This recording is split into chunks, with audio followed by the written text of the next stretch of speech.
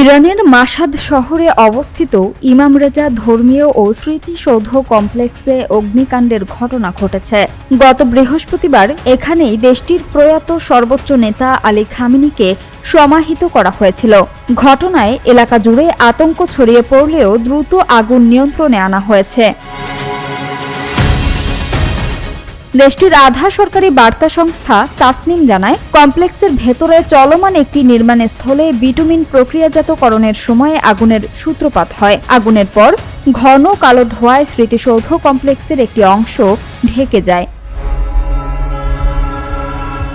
খবর পেয়ে জরুরি সেবা বিভাগের সদস্যরা দ্রুত ঘটনাস্থলে পৌঁছে আগুন নিয়ন্ত্রণে আনেন। তাদের তৎপরতায় আগুন আশেপাশের এলাকায় ছড়িয়ে পড়তে পারেনি। কর্তৃপক্ষ জানিয়েছে, আগুন পুরোপুরি নিভে গেছে। প্রাথমিকভাবে কোনো হতাহতের খবর পাওয়া যায়নি। পাশাপাশি আলী খামেনির সমাধিস্থল বা স্মৃতিসৌধের মূল অংশেরও কোনো ক্ষয়ক্ষতি হয়নি। অগ্নিকাণ্ডের কারণ খতিয়ে দেখা হচ্ছে।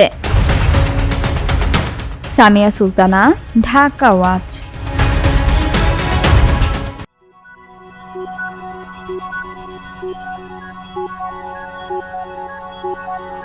Thank you.